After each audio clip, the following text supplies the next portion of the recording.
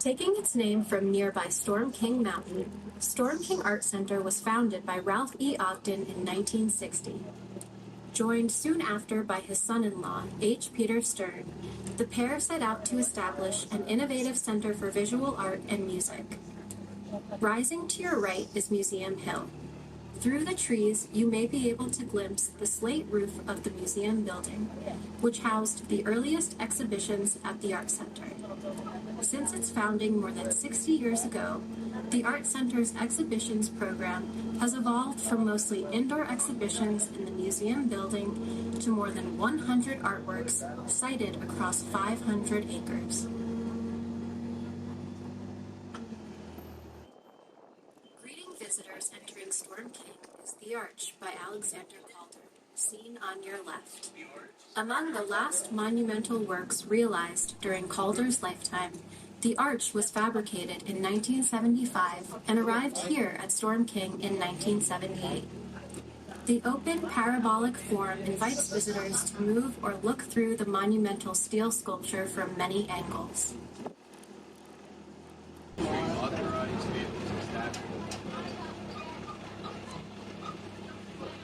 To your left, notice Tal Streeter's Endless Column from 1969. Among the tallest works at Storm King, its zigzagging red line connects earth and sky. Tal Streeter called it a kind of drawing in space which will take your eyes in a staccato movement to the top and on into the sky.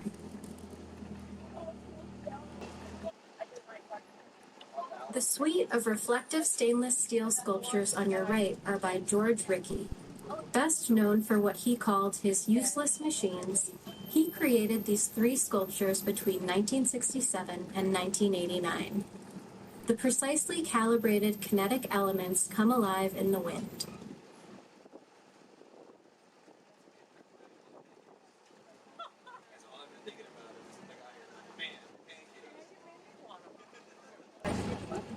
The green and white sculpture to your left is Gazebo for Two Anarchists, Gabriella Antolini and Alberto Antolini, from 1992 by Sia Armajani. An Iranian-born American artist, Armajani is known for his politically resonant, interactive artworks that merge sculpture with architecture. Here, Armajani brings together public architectural forms with vastly different connotations: gazebos, bridges, and prisons. This undulating silver sculpture is Sea Change, created in 1996 by George Cutts. Two identical stainless steel poles seem to sway and flex as they rotate. An experienced deep-sea diver, the artist has noted that he intends this sculpture to evoke the motion of seaweed as it moves with the flow of ocean waves. Atop the hill on your left is a new site-specific artwork currently under construction. Martin Purrier is collaborating with expert masons to realize his first work in brick and mortar, set to open in fall of 2023. Ahead on your left are the imposing busts of Rashid Johnson's stacked heads, made in 2020. Balanced one atop the other, the abstracted heads are constructed out of bronze coated in a glossy black patina. Grasses and ferns native to Storm King's ecosystem spring from openings on every side. Ahead, as we exit the North Woods, are the massive steel cylinders of Adonai by Alexander Lieberman. This sculpture, originally fabricated in 1970 to 1971 and refabricated in 2000, is titled Adonai, the Hebrew word for God. Lieberman cited medieval cathedral architecture as an inspiration for this form.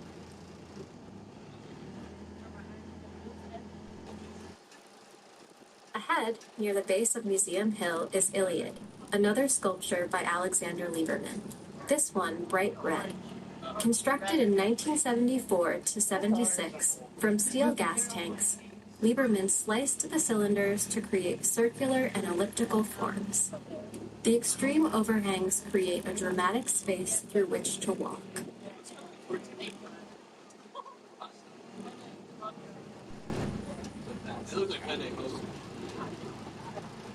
Looking east toward Museum Hill is a view of two early site-responsive works in the collection, both untitled. David von Schlegel's 1972 trio of stainless steel squares seem to hover above the grass. And echoing the distant ridgelines is Robert Grosvenor's gently arching black steel sculpture, made in 1970.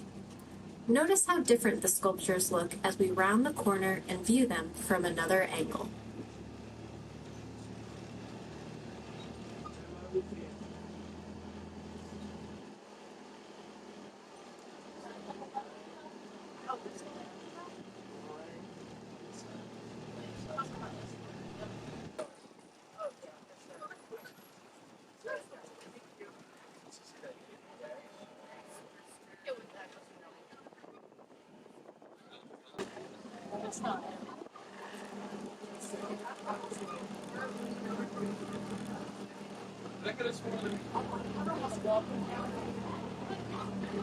As we enter the South Fields, you will see several monumental steel sculptures by Marc de Souverault.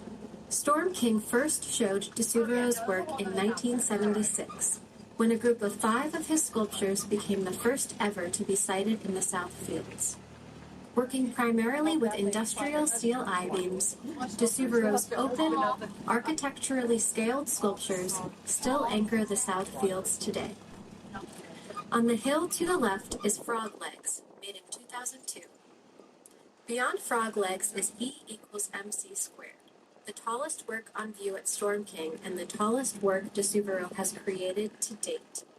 The stainless steel beams atop the work reach 92 feet 9 inches into the sky.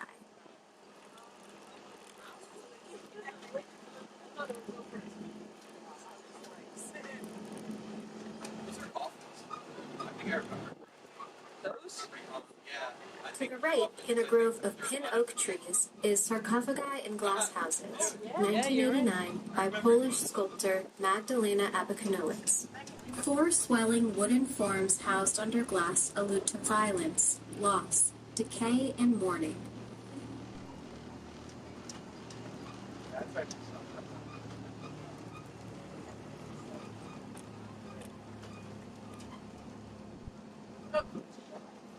On the left are more works by Marc de Souverault. Atop the ridge in the middle distance is Pyramidion, 1987 and 1998. Closer to the road in red is Figaloo, 2005 to 2011. We really don't know art.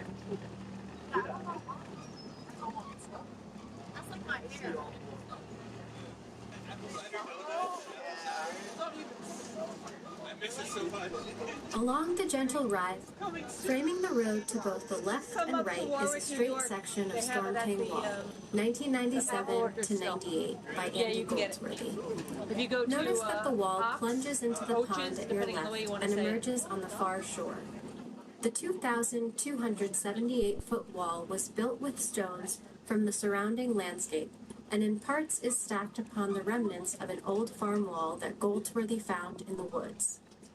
We will pass through another section of this nearly half-mile-long sculpture later in the tour. Storm King Wayfield, a site-specific earthwork by Maya Lin from 2007 to 2008, marks the southern edge of the art center. Modeled after mid-ocean swells, 7 rows of waves rise and crest to heights between 10 and 15 feet. Lynn selected the 11-acre site as an environmental reclamation project, a sustainable reworking of a gravel pit that supplied material for the New York State Thruway, which lies just beyond the artwork.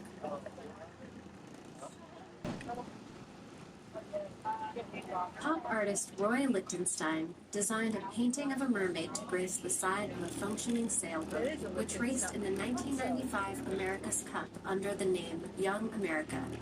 After the vessel was retired from competition, it was donated to Storm King for exhibition.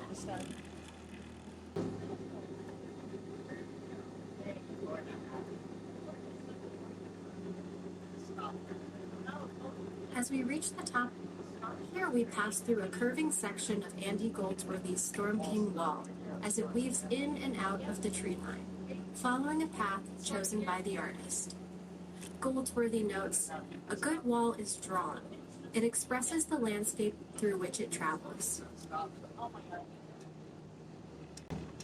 Then she asked her. Nice. Yeah. Yeah. Try to make it work, right? Yeah. Sure. What if we don't just. There's water at the bottom. We'll be fine.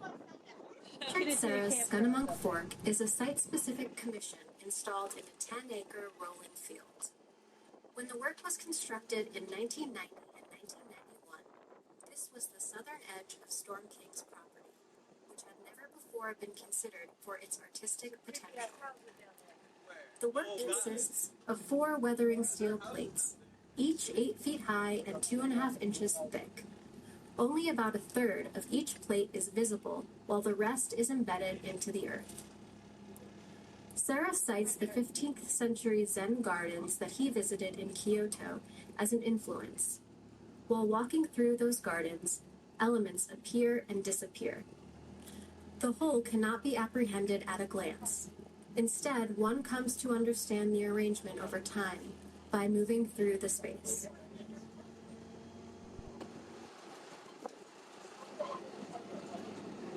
As the tram rounds the curve, notice to the right the 2007 sculpture made of hammered copper, Three-Legged Buddha by Jean Wan. While the legs of Three-Legged Buddha are modeled closely after fragments of bronze Buddha sculptures that Jean encountered on a trip to Tibet in 2005, the sculpture's face, visible only from the nostrils upward, is a self-portrait.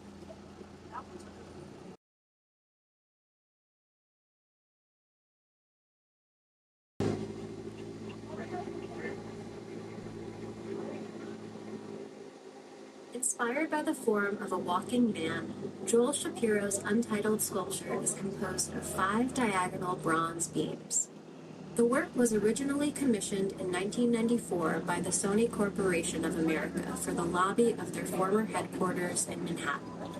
It was sited at Storm King in collaboration with the artist in 2016.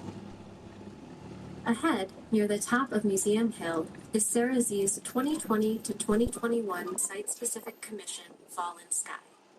Made up of 132 individual stainless steel elements, the mirror-polished surface reflects the sky, pulling the earth and air toward each other.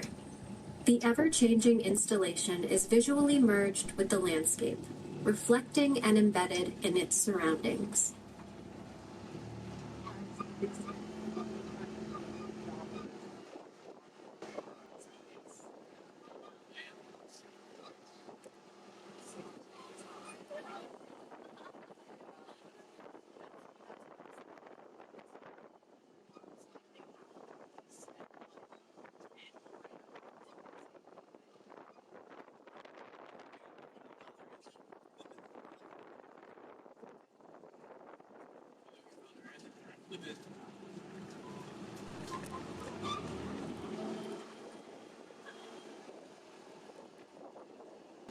Storm King's dramatic landscape includes farmed fields, native grasses, lawns, natural woodlands, wetlands, and water. This long view across the south fields showcases the sweeping curves designed by landscape architect William A. Rutherford Sr., who worked with Storm King for over 40 years. Tall native grass meadows and hayfields contrast with areas of mown lawn, creating a rich mosaic of colors and textures that change with every season.